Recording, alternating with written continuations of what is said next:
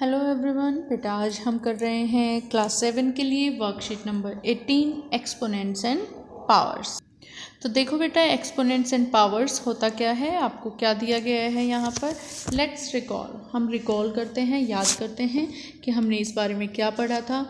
8 को हम कैसे लिख सकते हैं, 2 इंटू 2 इंटू 2 लिख सकते हैं, मल्टीप्लिकेशन में लिख सकते हैं। और 2 के पावर में हम क्या लिख देंगे, 3 लगा देंगे। 3 टाइम्स आपका 2 आया है तो 3 हमने पावर में लगा दिया।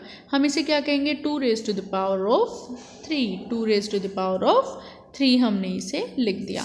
अब 81 है, 81 3 के मल्टीप्लाई में हमने लिख लिया और 3 के इसके 81 के फैक्टर्स हमने बनाए हैं 3 इंटू 3 करके, तो ये 3 रेज़ टू पावर 4 बनता है, 3 रेज़ टू पावर 4। अब ये जो पावर जो आपकी है वो क्या है, एक्सपोनेंट, या इसको पावर हम बोलते हैं। ऐसे ही 64 को हमने क्या किया, 2 रेज़ टू पावर 6 हमने लिख लिया, या फिर हम 8 रेज़ टू पावर 2 भी 64 को लिख सकते हैं। ये दोनों चीज़ें सेम है। तो यहाँ पर 125 को हमने क्या लिखा, 5 रेज़ टू पावर 3 हमने इसको लिख लिया। और ये हमारे एक्सपोनेंट्स या पावर होती हैं। डिड यू नोटिस, क्या आपने नोटिस किया, फैक्टर्स ऑफ दीज नंबर्स, इन नंबर्स के जो फैक्टर्स हैं are only one number multiplied by itself, वो सिर्फ एक ही नंबर है जो बार बार रिपीट होकर उसी से मल्टीप्लाई हो रहा है। Multiply times, multiple times to get the number निकालने के लिए उसको मल्टीपल टाइम एक ही नंबर को हम मल्टीप्लाई करते जाते हैं और वही हमारी एक्सपोनेंट या पावर होती है। अब यहाँ पर exponents are use to read, understand and compare large numbers.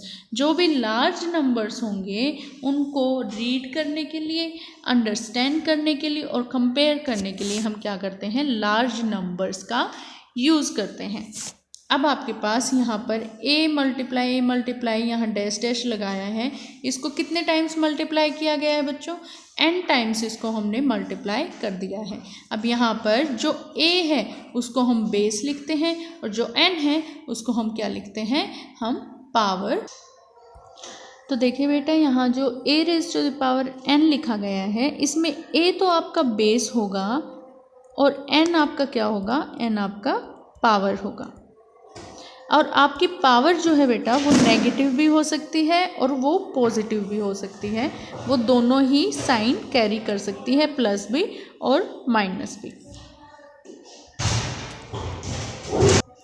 और बच्चों आप ये जानते हैं कि जब भी हम 1 को कितने भी टाइम्स मल्टीप्लाई करते हैं, 1 मल्टीप्लाई 1 कितने भी टाइम्स आप उसको मल्टीप्लाई करें तो आंसर क्या आता है हमारा, लास्टली 1 ही आता है। तो यहाँ कहता है any power of 1 is equal to 1। 1 की कोई भी पावर आप करेंगे तो वो 1 के ही इक्वल आएगी।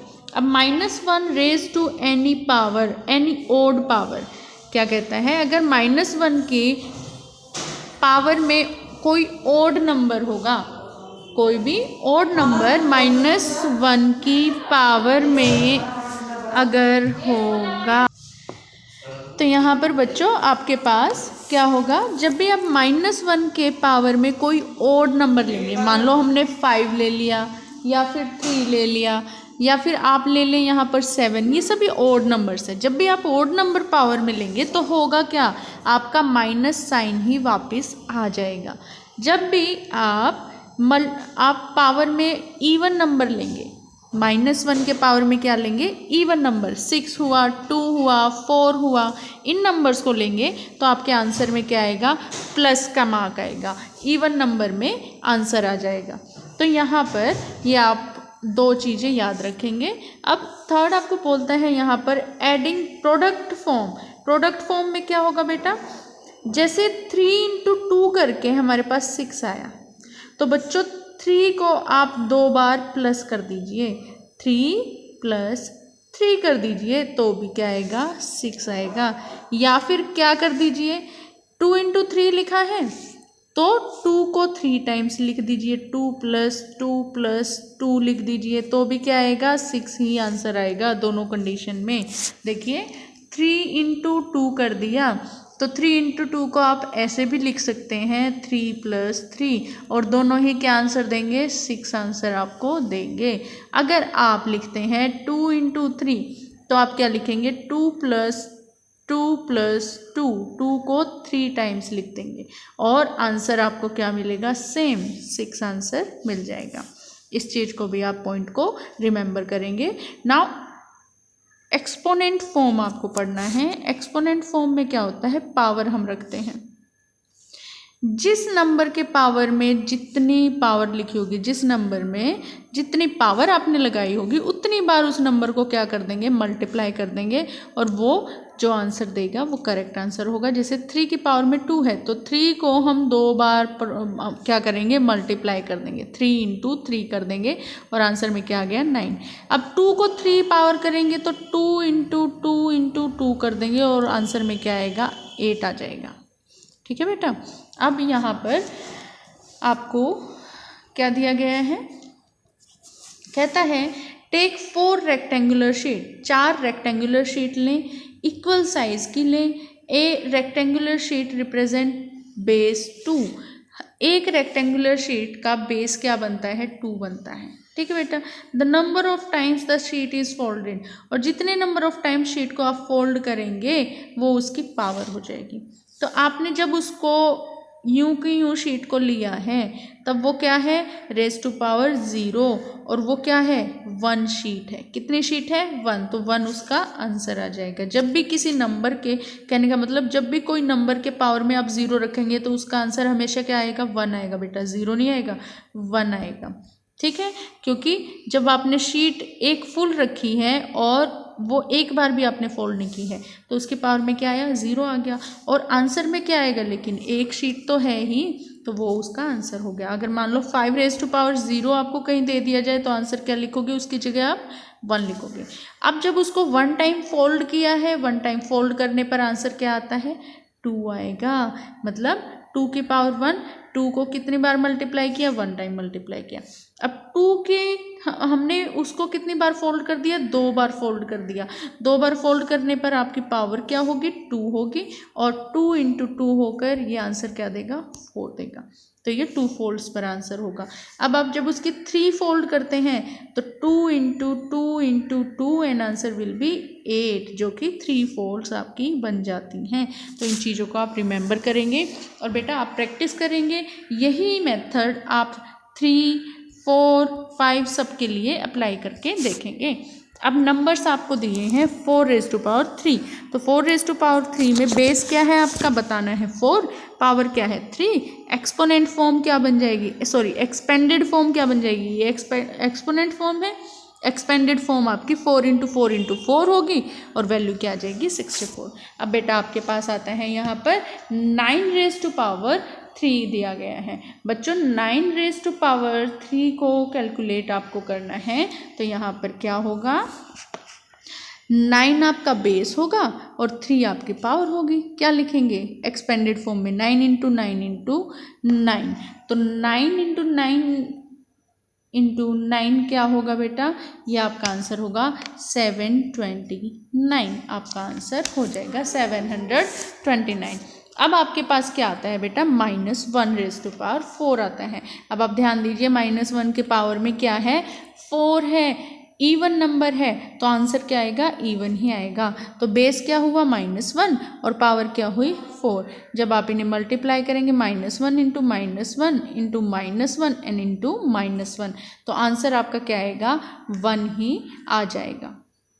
अब आपके पास क्या है, -3 इंटू 3 रेज़ टू पावर 2 दिया गया है, तो आप यहाँ पर क्या करें, -3 आपका बेस होगा और पावर क्या होगी, 2 होगी, तो -3 इंटू -3 दिया गया है और इसको आप मल्टीप्लाई करेंगे तो आपके पास आंसर क्या आएगा। अब पावर में क्या दिया गया है, इवन नंबर, तो आंसर भी क्या होगा, इवन नंबर होगा। आंसर क्या आ जाएगा आपका, 9 आ जाएगा। तो ये आपका एक बॉक्स सॉल्व होता है। अब आपके पास आगे 3 क्वेश्चन और दिए गए हैं। देखिए क्या क्वेश्चंस दिए गए हैं बेटा, आपको दिया है express the following in exponent form. पहले आपको इनको एक्सपोनेंट फॉर्म में लिखना है। तो एक्सपोनेंट फॉर्म में क्या होगा, 6 कितनी बार लिखा गया है, 4 टाइम्स लिखा गया है। तो हम यहाँ क्या लिख देंगे, equal to 6 raise to power 4। First का आंसर क्या आएगा, 6 रेज टू द पावर 4, 6 के पावर में 4 आ जाएगा। सेकंड क्या है, 2 की पावर में क्या आएगा, 2 टाइम्स है, और मल्टीप्लाई में क्या है, a की पावर में क्या आएगा, 2। ये आपका आंसर होगा। नाउ 512, इसको एक्सपोनेंट फॉर्म में लिखना है बेटा आपको। तो 512 की एक्सपोनेंट फॉर्म आपकी क्या होगी, तो बेटा यहाँ पर आपका 512 जो है वो आपका 2 रेज टू द पावर 9 होगा। मतलब 2 को हम कितने टाइम मल्टीप्लाई करेंगे, 9 टाइम। आप इसे कैसे सॉल्व कर सकते हैं, आप एलसीएम निकाल सकते हैं 512, और आप 2 से इसको डिवाइड करते जाएंगे, और आप जब इनको मल्टीप्लाई करके लिखेंगे तो ये आपके कितने टाइम्स लिखा जाएगा, 9 टाइम्स बेटा आप इसको लिखेंगे। मतलब 2 रेज टू द पावर 9 इसका आंसर होगा। अब 342 को जब आप करेंगे बेटा 43 को, तो इसका आपका आंसर आएगा 2 raise to power 3 into 3 raise to power 2। मतलब क्या होगा, 2 को आप कितनी बार मल्टीप्लाई कर रहे हैं, 3 बार, और 3 को आप 2 बार मल्टीप्लाई करेंगे तो आपका आंसर 343 आएगा। अब आपके पास है second question, identify the greater number wherever possible in which of the following. इनमें से आपको in each of the following में से मैक्सिमम नंबर निकालना है। क्या 4 रेज टू पावर 3 ज़्यादा है या 3 रेज टू द पावर 4 ज़्यादा है। तो बेटा आप ये फाइंड आउट करेंगे। 4 रेज टू द पावर 3 क्या होगा, 4 मल्टीप्लाई आपका होगा 4 मल्टीप्लाई 4 मल्टीप्लाई 4। ये आंसर क्या देगा, 4 इंटू 4 इंटू 4 विल बी 64। तो आपका आंसर क्या हो जाएगा, 64 हो जाएगा।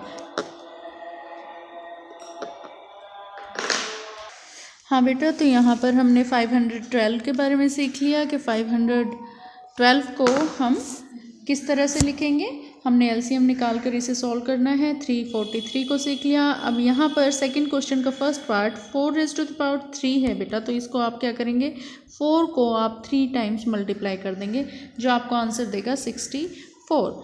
और आप जब 3 रेज टू द पावर 4 करेंगे तो आप इसको 4 टाइम्स 3 को मल्टीप्लाई कर देंगे। आपने ये मल्टीप्लाई किया तो ये आंसर देगा आपको 81, और आपका 81 जो है वो ग्रेटर है 64 से। 81 आपका क्या है, ग्रेटर है 64 से। तो आपका कौन सा नंबर ग्रेटर होगा यहाँ, 3 raise to the power 4 greater हो जाएगा। 5 रेज टू द पावर 3 है, 5 रेज टू द पावर 3 को सॉल्व करेंगे तो ये 5 को आप 3 टाइम्स मल्टीप्लाई कर देंगे और आंसर क्या होगा 125। And next is 3 raise to power 5। इसको सॉल्व करेंगे तो बेटा ये 3 को आप 5 टाइम मल्टीप्लाई करेंगे। जब 3 को 5 टाइम आपने मल्टीप्लाई किया तो आंसर आएगा 243। तो यहाँ आपका क्या ग्रेटर होगा, आपका 3 raise to the power 5 greater हो जाएगा। 5 raise to the power smaller होगा 3 रेज टू द पावर 5 से, तो आंसर ये ग्रेटर होगा। अब सिंप्लीफाई करना है 2 रेज टू पावर 3 इंटू 5 को। तो यहाँ 2 रेज टू पावर 3 क्या देगा, 2 इंटू 2 इंटू 2 मल्टीप्लाई में 5। तो ये क्या आ जाएगा 12 इंटू 5 आएगा। तो 12 इंटू 5 आपका क्या देगा, इट विल बी 60। ये आंसर आ गया आपका 60, आपका आंसर होगा फर्स्ट पार्ट के लिए। सेकंड पार्ट है 0 इंटू 10 रेज टू पावर 2। बेटा 10 रेज टू पावर 2 को आप मल्टीप्लाई करेंगे, जब सॉल्व करेंगे 10 इंटू 10 आएगा 100 आएगा, लेकिन 100 को आपको 0 से मल्टीप्लाई करना है, तो आंसर आपका क्या होगा, लास्ट में आंसर आपका 0 ही आ जाएगा। अब यहाँ पर क्या है -3 और मल्टीप्लाई में क्या है -2 इंटू -2 इंटू -2। तो आंसर आपका क्या होगा, माइनस में ही आएगा, क्योंकि ओड नंबर आपके पावर में दिया गया है 3। तो यहाँ मल्टीप्लाई करने पर आपका आएगा 8, यानी कि -3 इंटू -8 आपका आंसर आएगा। और जब आप इनको आप मल्टीप्लाई करेंगे 3 इंटू 8 करके तो आपका 24 आएगा। आंसर क्या होगा 24। और जो ये साइन है आपके, ये आपस में कट हो जाएंगे माइनस माइनस को जब भी आप मल्टीप्लाई करेंगे बेटा तो वो आंसर में क्या देगा, प्लस देगा। तो प्लस का 24 आपका आंसर आ जाएगा। ट्राई दीज, आपको इनको ट्राई करना है। क्या है, 2 रेज़ टू पावर 0 हमने पढ़ा था, जब भी किसी नंबर के पावर में 0 होगा तो वो नंबर 1 बन जाएगा। 72 as product of power of prime factors, ये आप ट्राई करेंगे। आर दे ऑल सेम, क्या ये सभी सेम है?